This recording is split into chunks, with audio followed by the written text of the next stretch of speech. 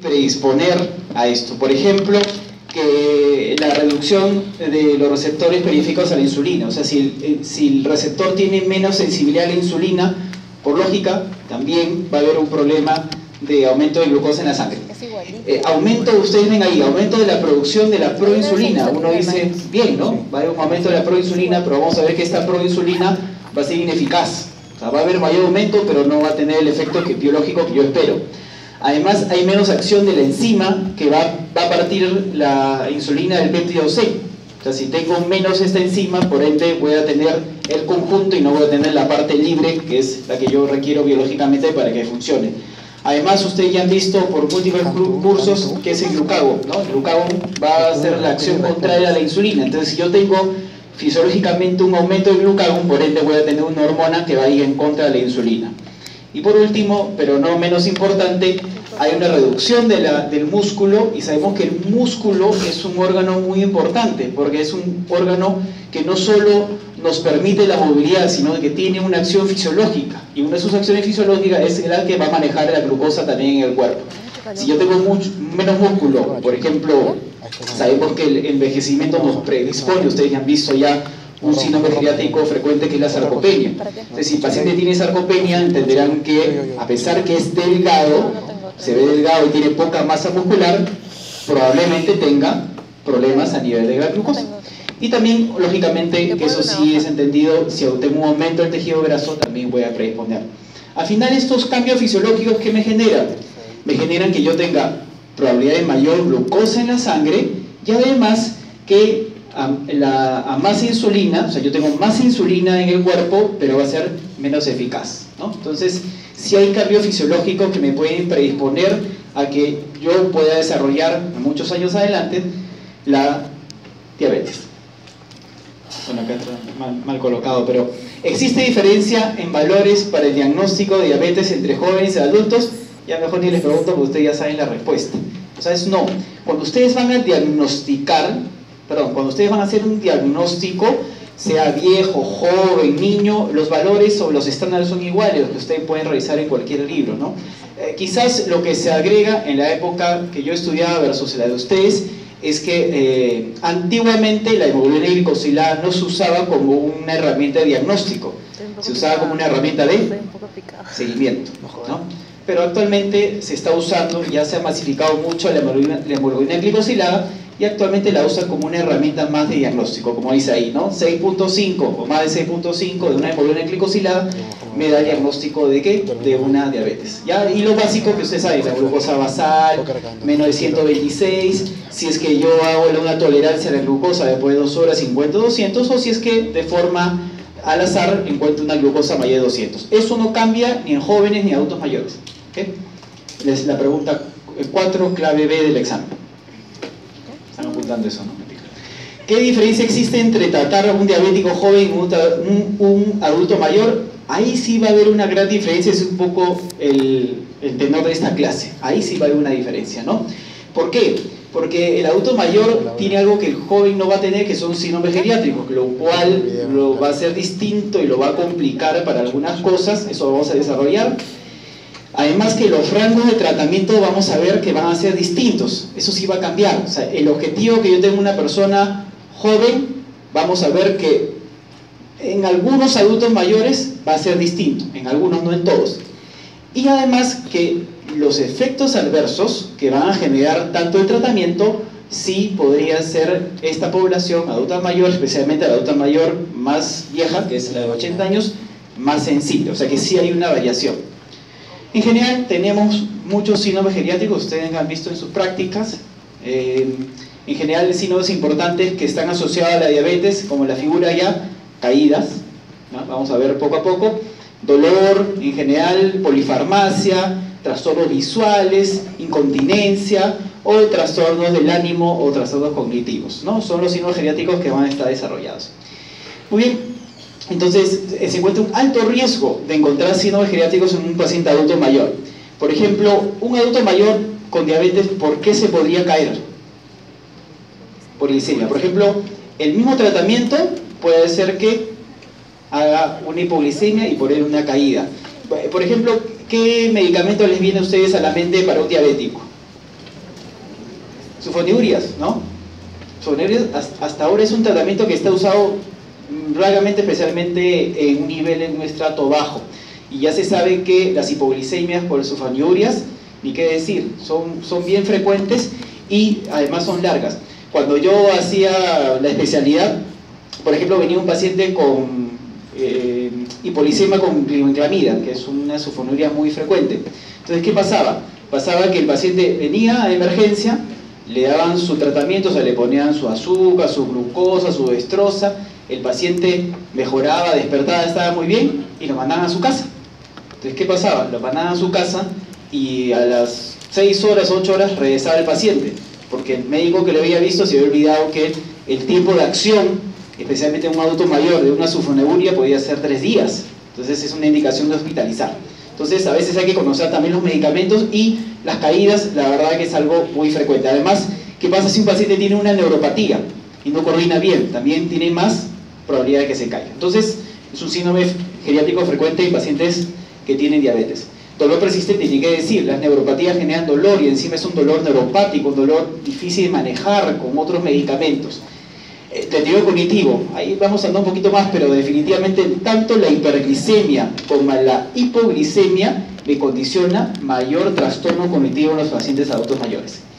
Ni qué decir la polifarmacia, si un paciente tiene diabetes, por lo menos 1 o 2 medicamentos usará, y eso, si tiene otras comorbilidades, por ejemplo hipertensión, tomará 3, 4 y así sucesivamente. Entonces, igual la polifarmacia es bien frecuente en pacientes adultos mayores con diabetes. Y la incontinencia urinaria también. ¿Cómo podría ser una incontinencia urinaria en un paciente diabético? Por ejemplo, la vejiga neurogénica. ¿Qué pasa con la vejiga neurogénica? El paciente, la doctora encima ha hecho, no sé qué es eso, pero sí. La vejiga comienza a llenarse, se llena, no hay el estímulo cerebral que la vejiga está llena y de repente, como si fuese un vaso que se rebalsa, cae. ¿Y otro mecanismo de incontinencia urinaria en un paciente diabético? Por ejemplo, un paciente que tiene un mal control de azúcar, la triada de la diabetes, ¿qué es eso? Ahí, doctora, usted nada que sé, con las mímicas excelente. Sí, hay la poliuria, entonces puede venir una gran cantidad, una gran producción de orina y el paciente tiene incontinencia. Entonces es un síndrome geriátrico por 2 mecanismos frecuentes. Y ni qué decir la depresión, ¿no? La depresión está muy relacionada con los trastornos cognitivos, con el uso de la medicación. Si a ustedes les digo que tienen que hacer una dieta estricta, que no pueden comer torta de chocolate, las chicas van a estar llorando todo el día. Entonces, la depresión definitivamente está muy relacionada a los problemas de la diabetes. Y ni qué decir la deprivación visual, ¿no? Algo bastante frecuente, bastante limitante y casi siempre, una vez que ocurre, irreversible, ¿no? En nuestros pacientes, en general, todas las edades y adultos mayores. El Diabetes Care, una revista muy conocida, especialmente a la gente que le gusta la endocrinología, ya desde hace un tiempo, si se dan cuenta, y eso está bien, ya el mundo de la medicina se está geriatrizando, significa que ya las enfermedades no la ven como un todo, o sea, no es que a todos los ponen un solo saco, sino que ya están dividiendo a los adultos mayores como un grupo distinto, porque realmente son un grupo distinto, ¿no? Entonces acá, en este semanario, en la cual ya tienen un solo capítulo que habla de adultos mayores. Entonces, ¿qué nos dice acá? Algo muy interesante. No tienen por qué ver las letras chiquitas, pero el resumen es que ya el tratamiento, de alguna forma, va a ser diferenciado. ¿Y yo cómo diferencio? Por edad. Los que tienen 90 les daremos ningún tratamiento porque ya están viejos, y los que tienen 70 recibirán todo el tratamiento porque aún tienen expectativa.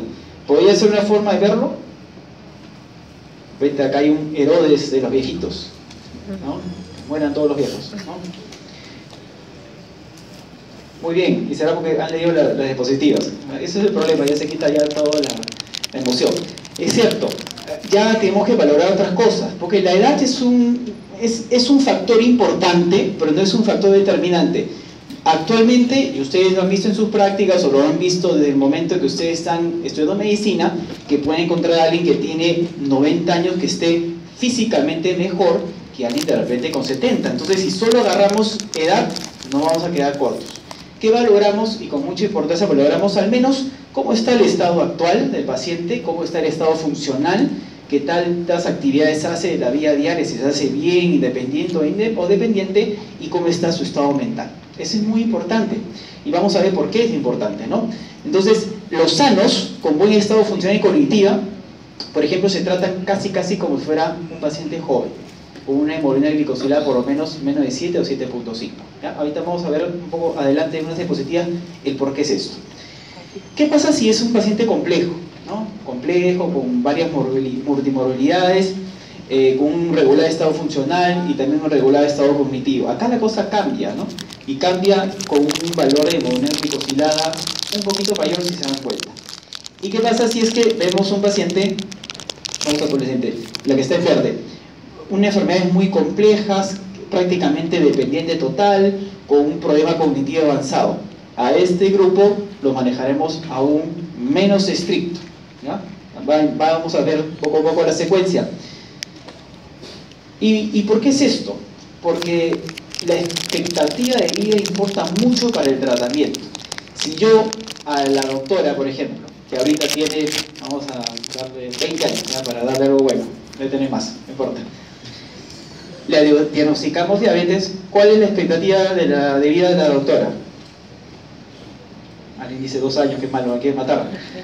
Tendrá 50, 60 años de expectativa. Y eso importa mucho, porque ya se ha visto que cuando yo instauro un tratamiento en un paciente diabético, esta reversión de su riesgo cardiovascular, lo que debo yo implementar e intervenir y producir en ese paciente para que el organismo se pueda estabilizar, por lo menos son 10 años a 8 años de tratamiento mínimo. Entonces yo, si voy a instaurar un tratamiento en este momento, su riesgo cardiovascular va a reducir no a los 2 años, ni a los 3 años, ni los 4 años, sino por lo menos a partir del 8º año de tratamiento. Entonces acá sí tiene lógica. Si yo veo un paciente, y disculpen la expresión, que se va a morir a los 2 años, ¿para qué voy a invertir en ser tan estricto en su tratamiento? Si no va a llegar nunca a obtener los beneficios cardiovasculares con el tratamiento. Más bien, con ese grupo de pacientes, y acá me adelanto, ya no seré tan estricto. ¿Por qué? Porque ya estoy evitando, o trataré de evitar, que no le den a las complicaciones por el tratamiento. Hipoglicemias, por ejemplo, caídas y todos los síndromes geriátricos. Es un poco la idea actual del tratamiento. No es un tema de edad, sino es un tema de qué tanto pronóstico tiene en el tiempo. Entonces, una persona adulta mayor, joven, con buen estado, sí amerita, porque probablemente va a tener más de 10, 15, 20 años de expectativa de vida. Y por eso, sí, el control estricto en este grupo vale la pena por eso. Claro, alguien me puede decir, doctor, pero si el paciente al tercer día cruzó la pista y le changó un carro, mala suerte, pues. Eso no era parte de su riesgo por las comorbilidades, es un tema fortuito, ¿no? Como a cualquiera le puede pasar. Entonces, en pacientes sanos, las metas son similares que en jóvenes, ¿ya? Ese es el primer concepto. Igual, para que me crean y no solo sacar en una sola revista, este es un artículo del 2008 del Cleveland Medicine Journal, que tiene revisiones que son gratuitas, y acá de forma muy similar pone lo siguiente, ¿no?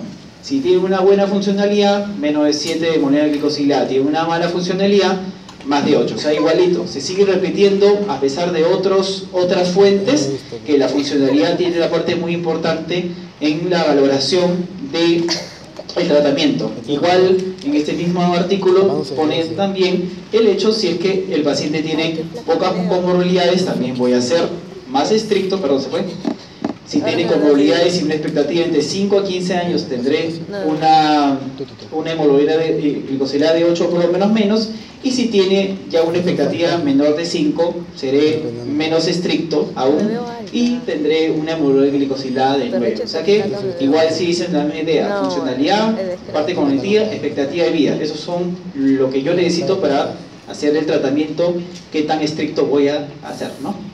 En general, si esta es una regla, la hemoglobina glicosilada nos da más o menos, si yo estoy en 7, un rango entre 150 de glucosa, eso lo puede encontrar en cualquier revisión.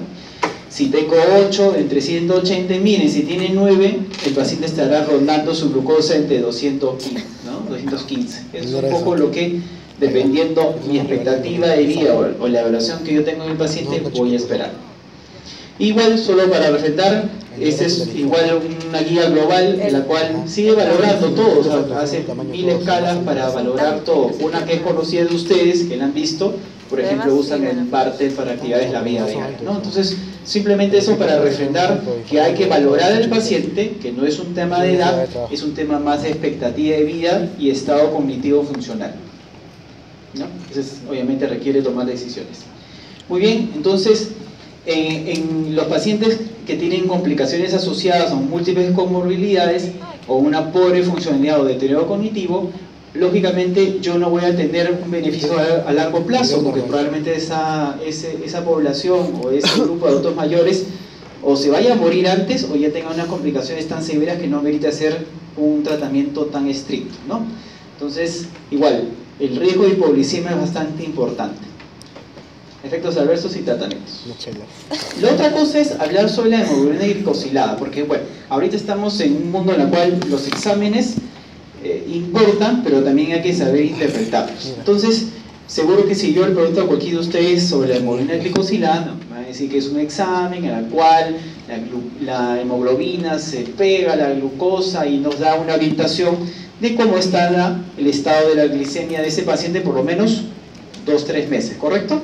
Muy bien, pero también hay que saber interpretarlo y hay que saber que hay ciertos vacíos en la hemoglobina glicosilada si yo no lo sé interpretar. Por ejemplo, ¿se ven los colores?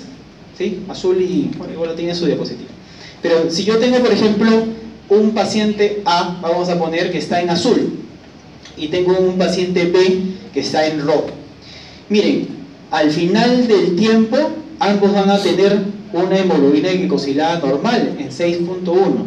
La pregunta es, ¿cuál de ellos no está tan bien, por decir de alguna forma? ¿El azul o el rojo? El azul. ¿Por qué el azul? Entonces, porque está oscilando. Entonces recuerden, la hemoglobina glicosilada es un promedio. Lo que no me dice la hemoglobina glicosilada es en qué momento subió mucho o bajó mucho. Y lo que vamos a ver es que cuando hay estas oscilaciones en el tiempo, tanto la hiperglicemia como las hipoglicemias son daños, produce daño a largo plazo. O sea, tener un paciente el cual solo lo controle como una glicosilada no es correcto. Es como que a los pacientes hipertensos ustedes los controlen solo cada mes en el consultorio de la presión. La pregunta es: ¿y qué pasó durante todos los días? ¿O qué pasó en la mañana? ¿Qué pasó en la tarde? ¿Qué pasó en la noche? ¿Qué pasó cuando duerme? Es muy vacío.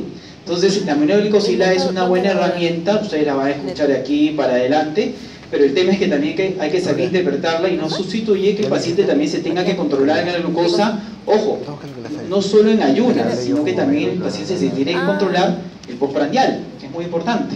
Entonces, si bien es cierto, en las guías les ponen a ustedes la hemoglobina glicosilada como una cosa, como un paradigma, por decir así, que la mejor forma de controlar, nada va a sustituir que el paciente se controle, porque ya saben que al final ya está descrito que la hipoglicemia y la hiperglicemia en general producen daños.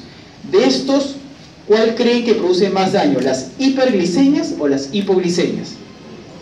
Realmente las hipoglicemias. Además que las hipoglicemias son las que probablemente me van a traer más emergencias, o los pacientes más a emergencia me van a traer más cuadros súbitos o agudos que las hiperglicemias.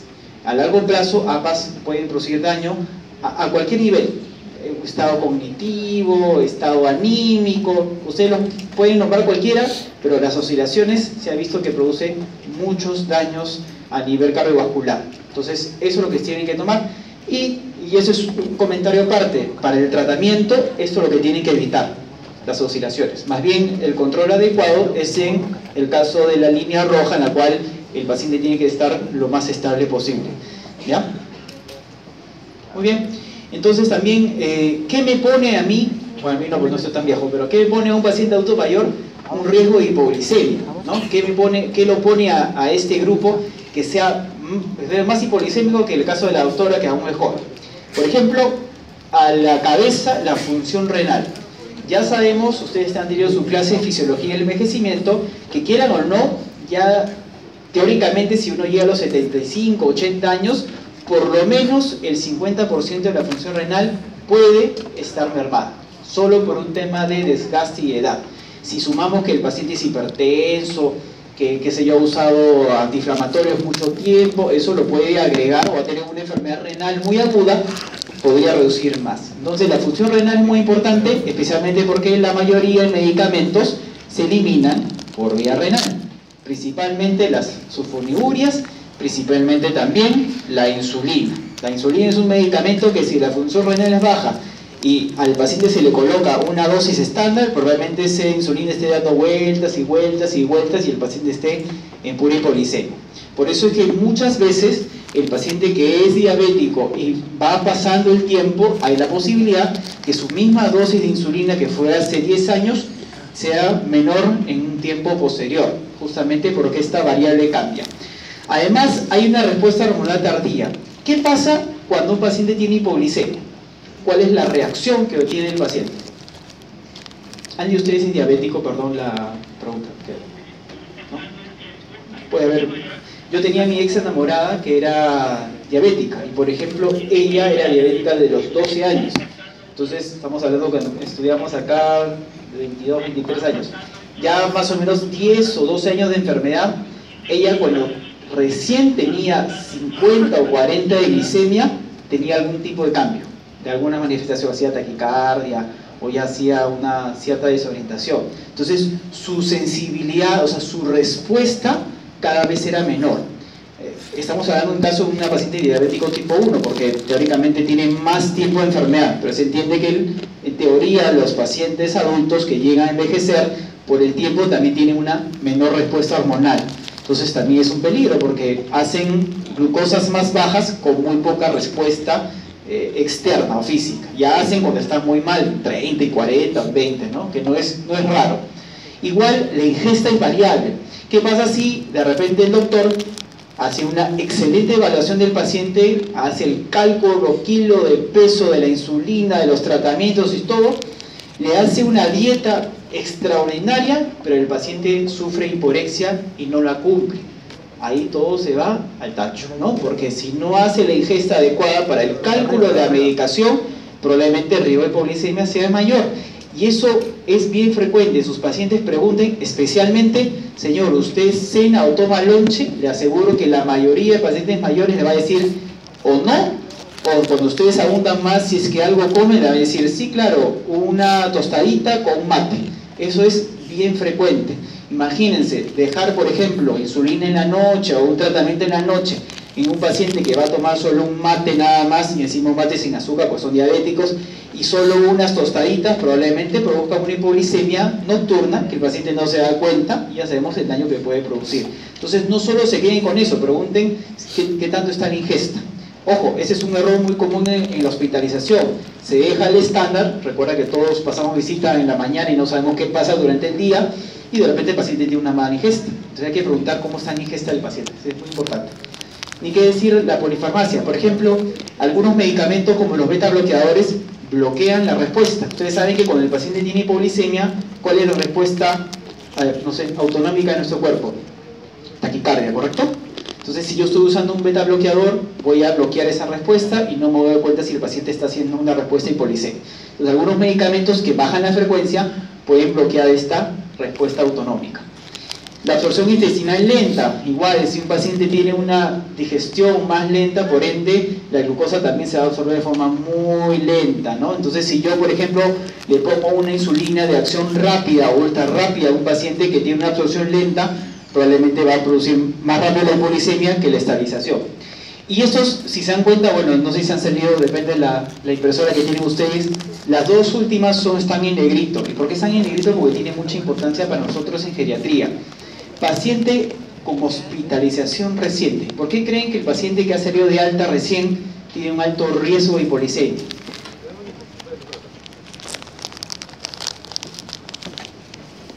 ¿Ya? Porque un especialista no lo ha visto, está tibio. La verdad que los mayores errores de salud pasan en la transición de que el paciente está hospitalizado a salir de su casa. ¿Por qué? Porque primero, el que lo ha visto en hospitalización de repente no es un médico tratante. Segundo, porque de repente en ese interín se le cambió la medicación y el paciente está acostumbrado a otro régimen.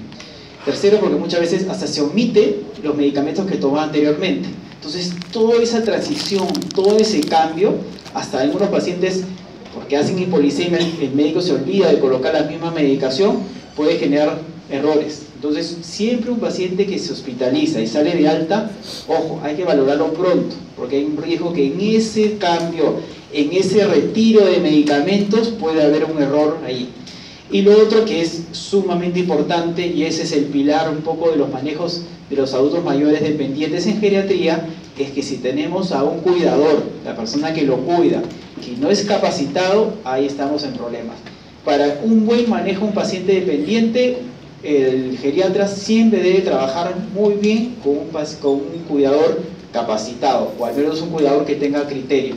Si el cuidador tiene mal criterio de colocarle 30 unidades de insulina y ve que el paciente no come y le sigue colocando las 30, probablemente ahí va a generar mayor error. Entonces un cuidador capacitado es sumamente importante.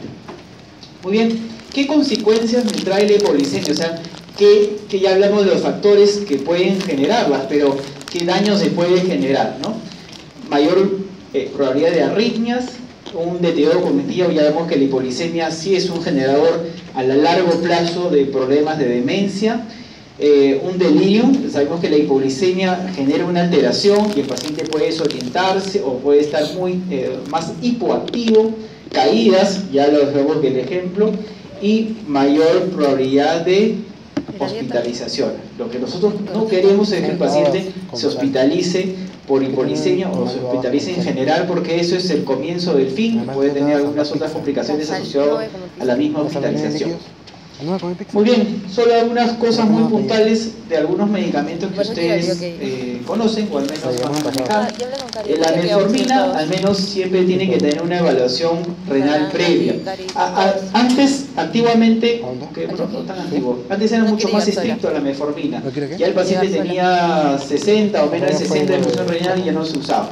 Después bajó a 45 de depuración y en algunos casos, siempre regulando la dosis, se podría usar a partir de los 30 de depuración de creatinina, siempre teniendo en cuenta la dosis del medicamento.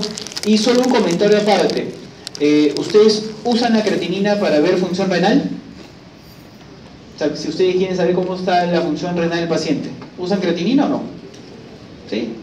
¿Sí? ¿Alguien no? ¿Alguien está del martes que no nos puede usar? Todos usan la creatinina, correcto, pero solo un pequeño comentario. Siempre vean cómo está la masa muscular del paciente. Ojo, eso es muy importante. Porque si ustedes ven, y les va a suceder, ven un paciente muy, pero muy delgado, y ustedes ven la creatinina, la ven en 0.2, ustedes dicen, qué buen riñón tiene ese viejo, ¿ah? Buen riñón. Mentira, ¿no? La creatinina viene del metabolismo del músculo, entonces siempre vean bien. La creatinina tiene un valor siempre y cuando el paciente tenga una buena musculatura, ¿no? Le pongo como ejemplo yo. Entonces eso siempre hay que ver. Muy bien.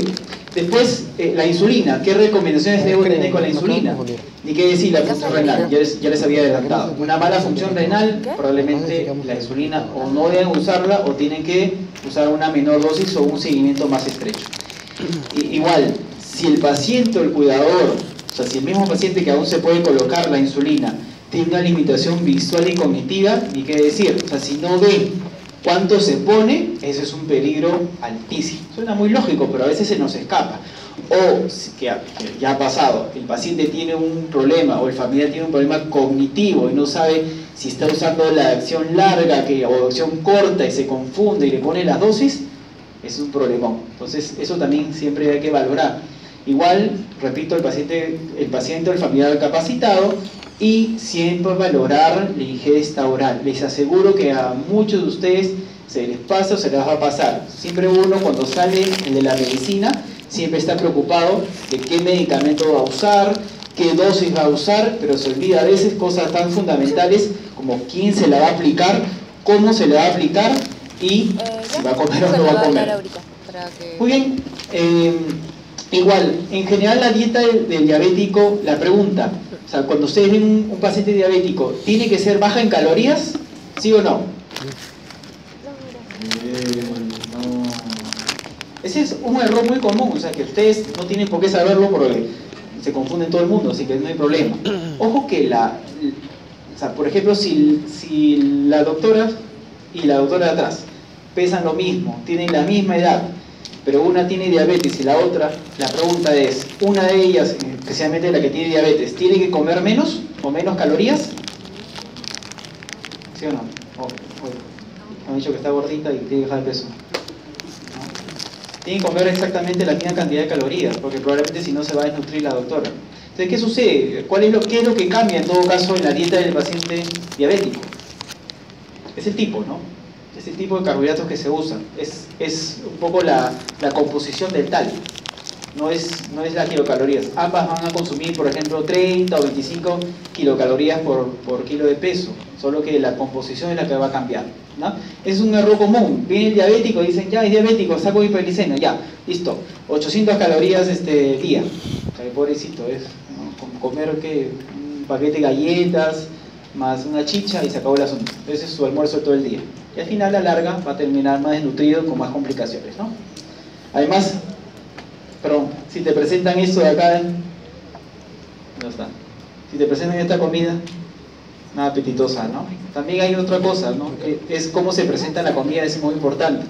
Una cosa es el sabor, pero siempre lo visual importa mucho, y eso es lo que a nuestros hospitales les falta bastante. Hacen unas mezclas que se ven espantosas e incomibles, ¿no? Muy bien, entonces, a modo ya de resumen, vemos este caso clínico paso a paso, ya para un poco terminar. Es una señora, es un paciente adulto mayor de 85 años, la señora es diabética, lógico, si no, no sería de esta clase, y es hipertensa. Dos comorbilidades bastante frecuentes, eso ustedes van a encontrar un montón, diabéticos, hipertensos, ya es esta hasta para regalar. Y viejos, ya ni qué decir. Usa metformina, usa 500 cada 8 horas, una dosis bastante estándar, y usa un medicamento también que se complementa, que es la sitagliptina, también con menos riesgo de hipoglicemia. 50 miligramos, que es una dosis también adecuada para control de su glicemia, ¿no? Ok, le hacen una hemoglobina glicosida a la señora y sale en 7.2, ¿no? Hasta ahí uno está pensando 7.2, muy bien, es un buen nivel, habría que ver cómo está la señora como para valorar. Tiene unas glucosas postprandiales entre 140 y 160, o sea, ella así hace sus controles seguidos con una glucosa postprandial, lo cual está bien. Y su médico le informa que necesita cambiar de medicación a insulina. Eso es lo que dice su médico. Ojo que no todo lo que dice su médico debe ser correcto, hay que siempre valorarlo, ¿no? Muy bien, ¿qué otra información necesitarían? Necesitarían probablemente cómo está la señora en general, ¿no? Su estado de salud. Muy bien. Entonces la señora, sus actividades diarias tienen un Lawton de 1/8, significa que hace solo una actividad instrumental y tiene un CATS de B, o sea, tiene un CATS que hace sus actividades básicas, una de ellas no la hace. O sea que es una señora ahí aún independiente de sus actividades básicas, pero ya con cierta trastorno de sus actividades instrumentales de la vida diaria, ¿no?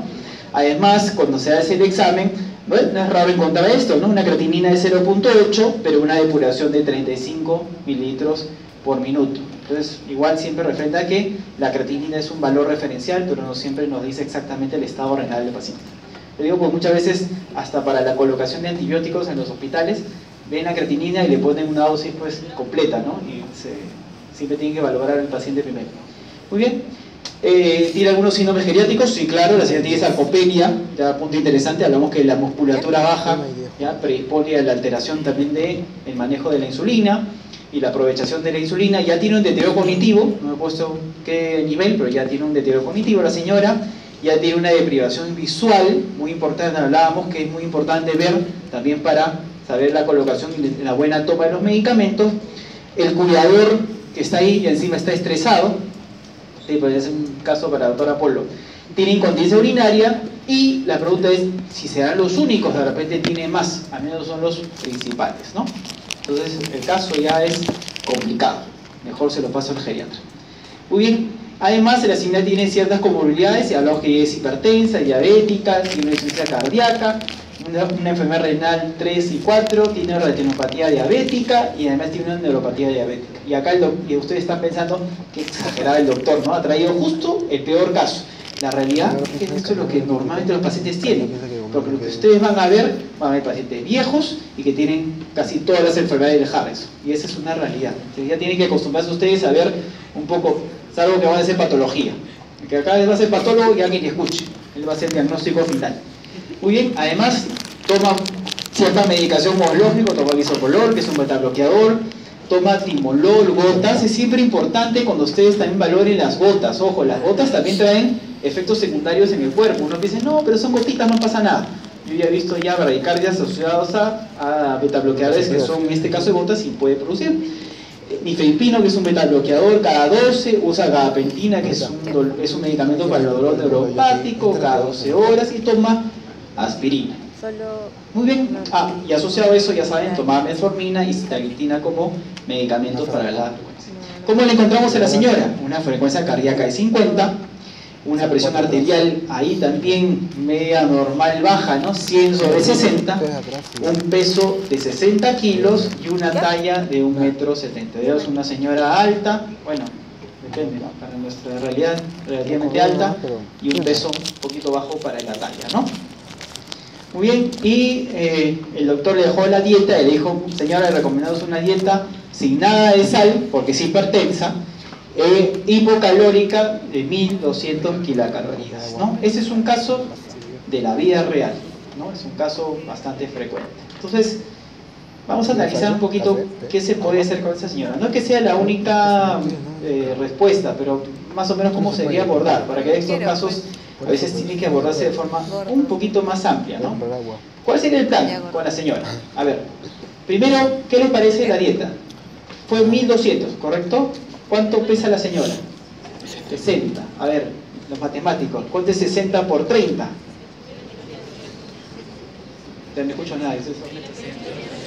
Listo, entonces partimos de que para lo que ella debe recibir ya está muy bajo, 1200 es bajísimo, ¿correcto? Entonces ya saben que las dietas hipocalóricas no es que sean buenas para los pacientes diabéticos. Lo que la paciente tiene que recibir es la dieta de acuerdo a su necesidad. Lo único que va a cambiar va a ser las porciones, ¿ya? Para eso, tarea para los nutricionistas. Pero ustedes tienen que saber que no pueden dar una dieta hipocalórica para un paciente diabético. La pregunta es, si ustedes, alguno de ustedes, tiene problemas para comer, en el sentido que tienen hiporexia, tienen ganas de comer, bueno, bien raro en ustedes, pero imagínense que no tuvieran ganas de comer, y encima el médico les dice, ustedes tienen que cortar toda la sal, ¿le va a dar más ganas de comer? Nada, pues si te quitan el sabor de la comida, encima peor. Entonces, ¿y esta señora qué tenía en particular? Su presión estaba 160, o sea, estaba más tendencia a ser baja. Entonces a esta señora, como para darle un estímulo, ya tiene un bajo de peso, señora, coma un poquito más de sal, ¿no? Ya se ha visto, ojo, que las dietas muy estrictas, y es cierto, acá vamos a estar al costado de un cardiólogo y va a decir lo contrario de lo que yo diga. Recuerden que siempre intentamos ver al paciente como un todo. Si hablamos de hipertensión, es cierto, hay que hacer dietas bajo de sal, pero hay que valorar si el paciente tiene bajo peso, come poco, si yo le doy una dieta bajo de sal no me va a comer nada. Entonces, pónganle un poquito de sal a la comida, a ver si con eso puede ingerir un poco más. Suspender o cambiar medicación oftálmica o reducir el betabloqueador. La señora tenía 50 de frecuencia cardíaca. Uno de los medicamentos que con más riesgo aún pueden producir caídas son los betabloqueadores, no está ahí, y los diuréticos, por si acaso, los que más pueden ser caídas. Entonces, si yo tengo una señora ya en sí con sarcopenia, media frágil y encima con la frecuencia cardíaca baja, el riesgo de que se pueda caer es mayor. Entonces, por eso o le cambio las gotas o le redujo en todo caso el betabloqueador, que es el bisoprolol. Entonces, eso también tengo que valorar. ¿Qué más? Capacitar al cuidador, al menos para la optimización de cómo debe comer, la optimización de cómo tiene que tomar la medicación, tengo que capacitarlo. Tengo que reducir progresivamente la dosis de antidiabéticos controles. ¿Por qué? Porque ya la función renal estaba en 35, o sea, está comenzando a bajar, y eso también me amerita que yo pueda también reducir los medicamentos. Además, esta es una señora bastante frágil y probablemente su valor que tenga que llegar de hemoglobina glicosilada estaba en 7.2, será de repente 7.5, será 8 por ahí. Entonces voy a ser un poquito menos estricto con ella, porque más bien la veo que tiene más riesgo de complicarse por la hipolisemia que darle algo a favor. Control de presión y ajuste de la medicación. Es una señora que ya la vi hipotensa, o al menos tengo que decir, señora, tiene que controlarse la frecuencia en la casa, perdón, la presión en la casa. Ya saben, ya está descrito, si ustedes toman la presión o le piden al paciente que se tome la presión una vez a la semana o cada vez en la consulta, eso no sirve de nada. Entonces tienen que ya comenzar a hablar de sus pacientes hipertensos que tienen que controlarse por lo menos 2-3 veces en el día, ellos mismos en la casa. Es la única forma de saber cómo está la presión. Muy bien, y bueno, ya ese es el cherry de geriatría, hacer una evaluación geriátrica integral en todo paciente que sea muy complicado. Además, porque ya valoró un paciente con todas esas complicaciones de consultorio, salvo que tenga un consultorio particular y tenga 1 hora y pico para poder revisarlo, va a ser bien complicado, ¿no?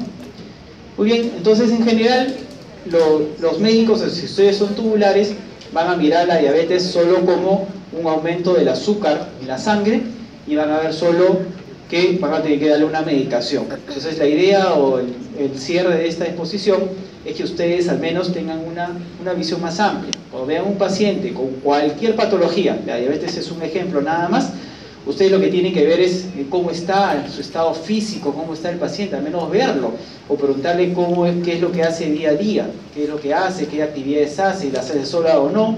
Tengo que saber cuáles son sus controles, si yo hago un solo control una vez al mes. Yo cuando hacía mis prácticas en el 2 de mayo, los pacientes pobrecitos iban una vez al mes a tomarse una glucosa. ¿Cómo va a poder saber cuál es su control con una glucosa al mes? Es imposible. O sea, realmente la única forma de controlarse es, para cualquier enfermedad, es hacerlo muy seguido, saber qué come, y si es que come también, es algo que también ustedes tienen que valorar. Y obviamente, por ende, hay que valorar algunas comorbilidades, por ejemplo, la función renal o otras cosas más que ustedes puedan tener. O sea, siempre, cualquier enfermedad, no se tubulicen al diagnóstico y al tratamiento.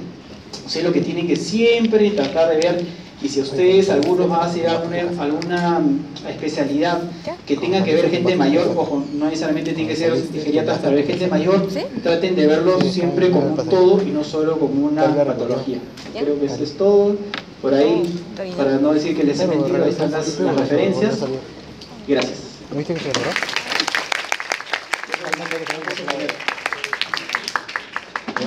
No sé si habrá alguna pregunta.